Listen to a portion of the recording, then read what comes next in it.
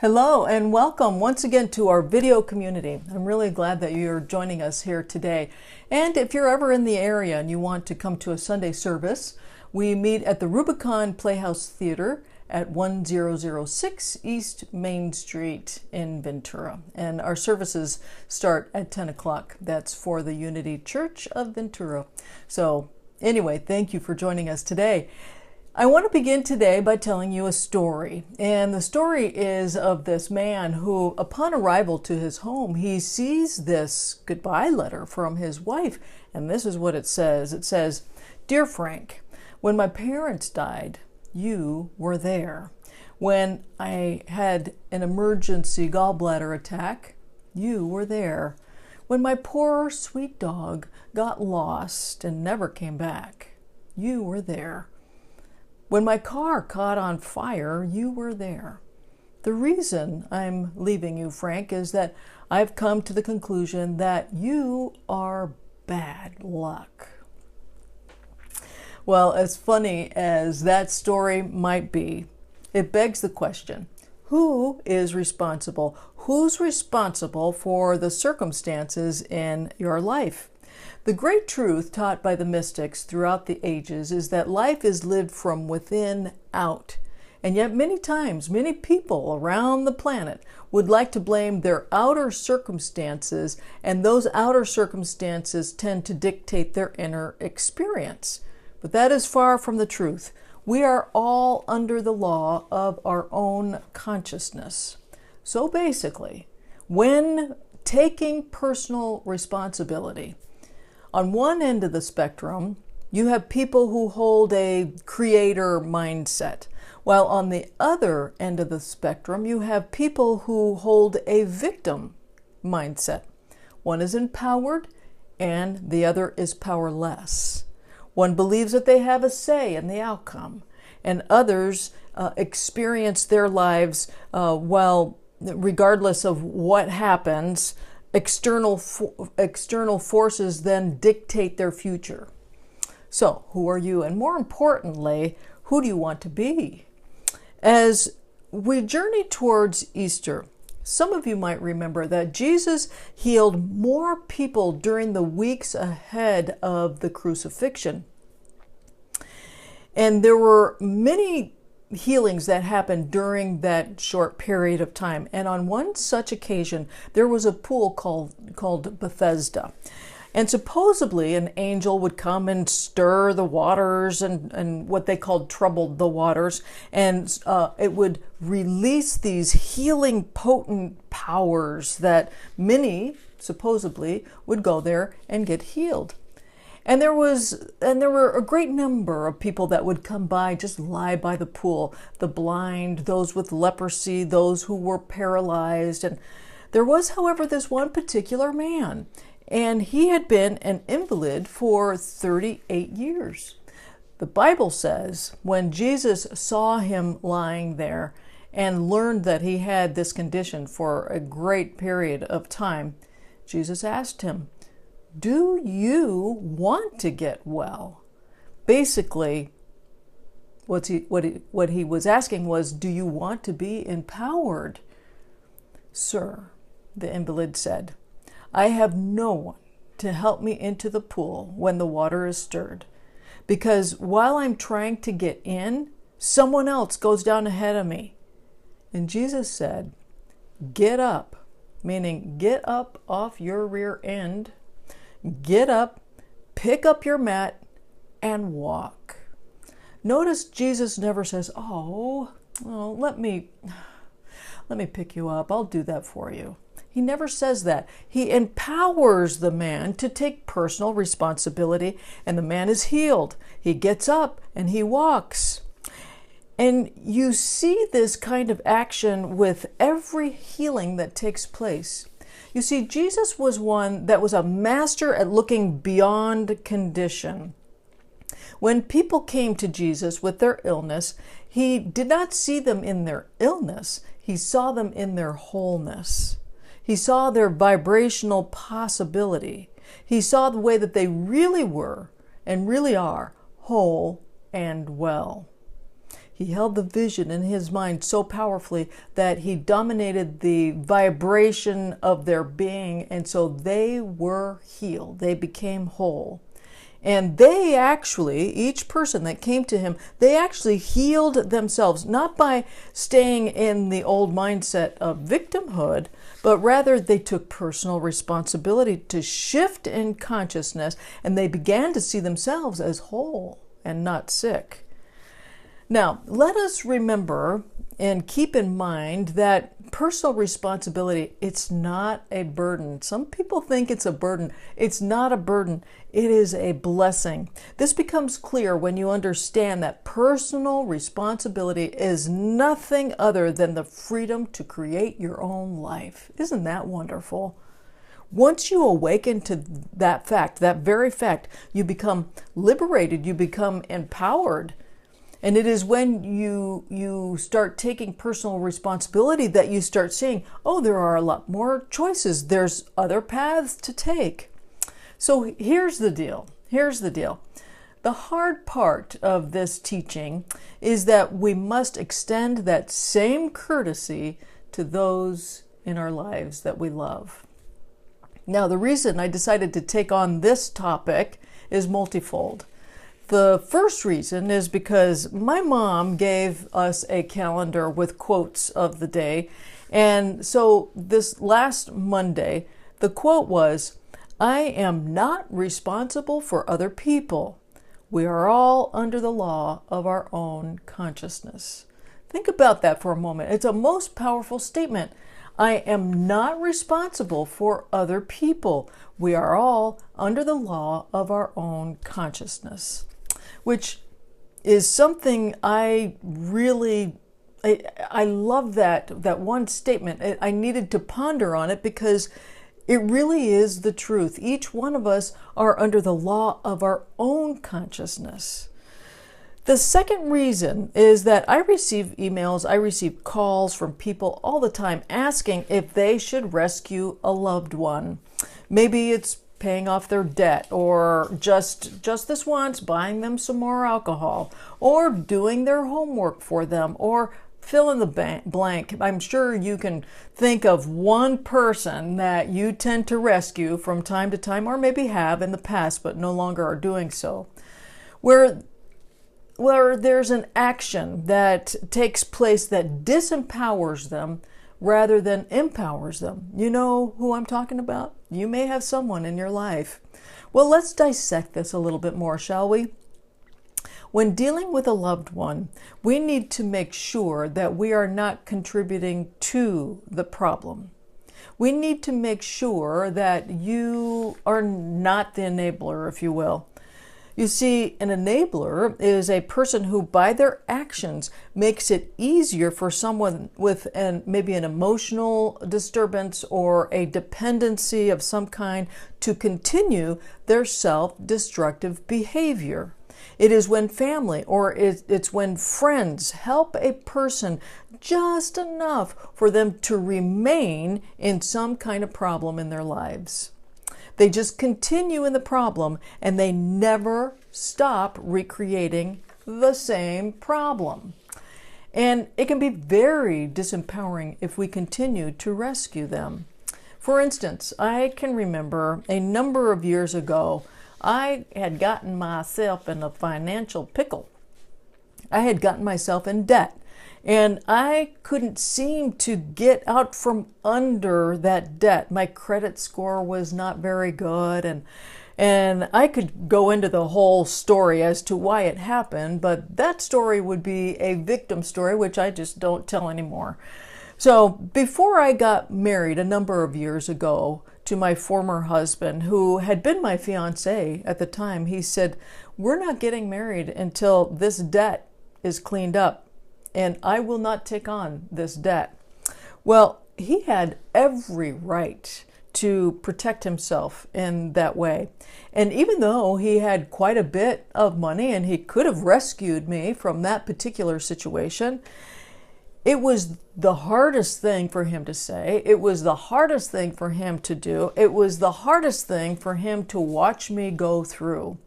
And I even had this thought at one time, well, maybe I can call a family member and they can rescue me. But I would have learned absolutely nothing. Let me just say, to this day, I am so grateful to him for that whole experience, because I had to learn to do things differently with my finances. I now have a most wonderful relationship with money. I love money. Money loves me. I respect money. Money respects me. And I am really good with my finances. One of my greatest joys in the past and even now is I got to see my credit score continue to go up. And so that was a very rewarding thing for me.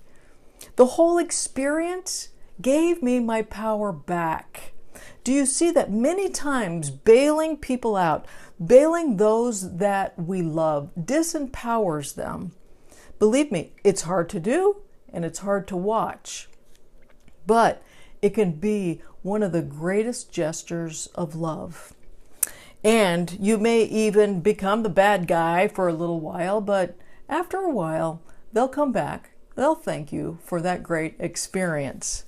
Now, I want to make something very clear here. We are not wired to do life alone and therefore don't help anyone. We do need each other. We do need to be kind. We do need to be compassionate. We do need to be generous and understanding. But there is a difference between helping out our fellow brothers and sisters in a time of need and bailing someone out of a reoccurring problem that won't allow them to learn for themselves. A colleague once told me that a few years ago he was a bum, or not a few years ago, many years ago, he was a bum on the streets, and he would panhandle for money to buy alcohol. People would give him money and he would take that money, he would go buy alcohol. It was his greatest problem. It was his greatest addiction. He said the most generous and most compassionate thing that ever happened to him was that someone actually picked him up and took him to an AA meeting rather than give him $1 for alcohol. That changed his life forever. And he was able to make better choices that led him into being one of the most successful unity ministers that we've had in a very long time in this movement. He had over 2,000 people on a Sunday come to every Sunday service. He has since passed away, but he left his legacy. He knew that these principles work, and he knew the power of taking back his own empowerment by taking personal responsibility. And so it is always a question, am I empowering this person to live their greatest life, or am I enabling them to stay exactly where they are? It's a fine line, and only your inner guidance can tell you the difference. Therefore, we must look at where we personally need to take personal responsibility in our own lives, right? There's a story of a patient who says to his psychiatrist, he says, "Doctor, last night I may have made a slight Freudian slip, just a little one. I was having dinner with my mother-in-law and wanted to say, 'Could you please pass the butter?' But instead I said, 'You silly cow! Because of you, my life has completely been ruined.'" Quite a Freudian slip, wouldn't you say?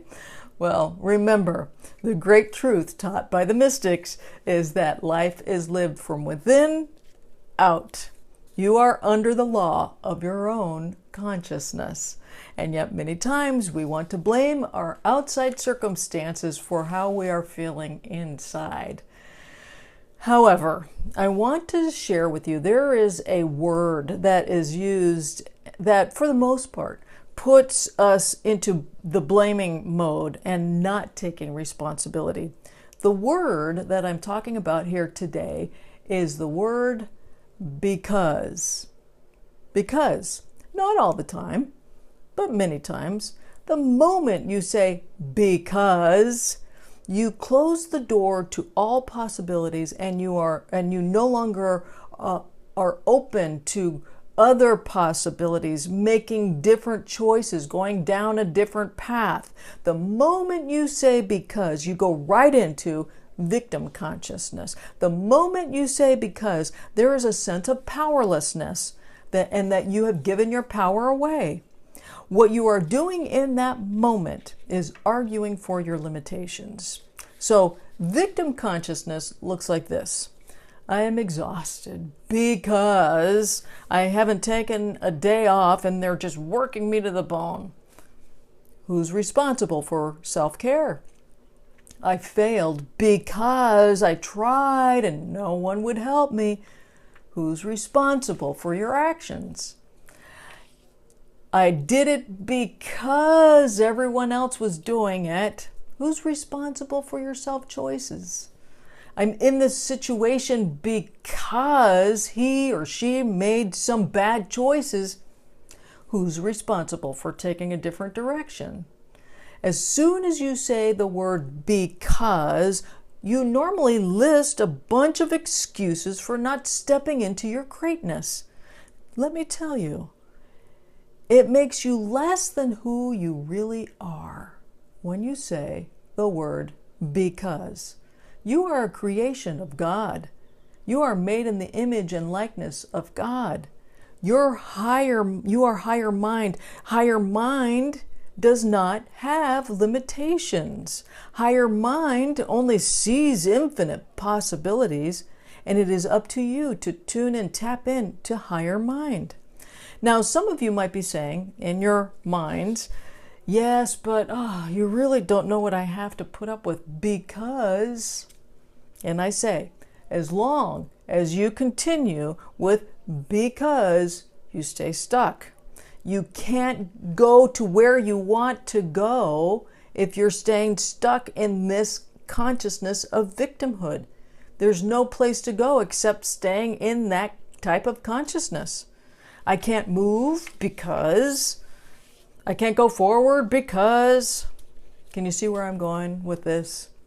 All of the above thoughts express the mindset of limitation. That's far from who you are. That type of thinking is dead-end thinking, self-defeating thinking. Having the interpretation that someone or something has done you wrong only disempowers you. If you want to know what hell is being in stagnation and in mediocrity. It is settling for less than who you are. It is thinking that you don't have choices. It is everything that comes after because. You see, the purpose of life, if you want to know what the purpose of life is all about, the purpose of life is to be alive. It's to expand. It's to experience your greatest joy. Now, here's the key, and it's not a very fun realization. When we react, when we blame others for our own mishaps, we are attaching ourselves to that person or that circumstance like a ball and chain. Energetically, we attach ourselves to them. We cannot free ourselves from them. However, when you take personal responsibility of how you feel, your emotions, your vibration, and your creative power, it is empowering. You energetically disconnect from those people, places, and circumstances. That means now you know that you can do something about the situation. Now you see that there's many paths, many choices. You're looking forward towards what you want with the belief that you can get it, and you're willing to allow yourself to feel better. Now, here's the thing that you want to avoid. Do not judge yourself, your past self, even last week's self, even 10 minutes ago self, by what you know now. Do not look at yourself through hindsight glasses, if you will. That's kind of like looking at yourself when you were 6 years old and saying, God, why wasn't I reading War and Peace? I was so stupid then. Why didn't I do that? Just because you can read now. You couldn't then. You didn't know as much as you know now. Therefore, all you need to do is take personal responsibility. You know who you are now. You know this information now, which leads me to my final point, and that is no one, and I mean no one, has the power to create your reality. Just take that in for a second. Take it in. No one, and I mean no one, has the power to create your reality. Not your parents, not your boss, not the government, not even the President of the United States. And when you decide that someone is responsible for saving you, or that someone is responsible for destroying you, you're giving your power away. Just take that in. Don't give your power away. You're not taking responsibility for your energy when you do this. You're trying to delegate your manifestations to someone else. And that's never going to work. It is useless, unnecessary suffering. So that's called third dimensional thinking, just in case you want to know. It's third dimensional thinking. And I would like to offer today a different way of thinking. I want to offer for you to just shift into fifth dimensional thinking, where you are tuning in and aligning yourself with higher mind. Higher mind is that greatest vibrational frequency within. In Unity, we call it your Christ self, your God individualized in you. That is your higher mind. And it is when you take an elevated perspective of your life. When you are in higher mind, you truly do see there's infinite possibilities, there's infinite choices, there's infinite pathways. You don't have to stay stuck. In fifth dimensional thinking, you can choose to trust the universe that it's got your back. It's got your back, and that it sees infinite possibilities for your present day circumstance. And all you have to do is tune in to that realm and ask. That's it. That's it. It is letting go of the doom and gloom and being empowered right here and right now. And so you may, during your prayer time, just take that time to tap into higher mind. Whatever circumstance you might be dealing with, tap into higher mind. See that there's infinite possibilities and that the universe has got your back, always working towards your good, empowering you at all times. God bless you. Thank you for joining me today, and I hope to see you again next week. Take care. Bye-bye.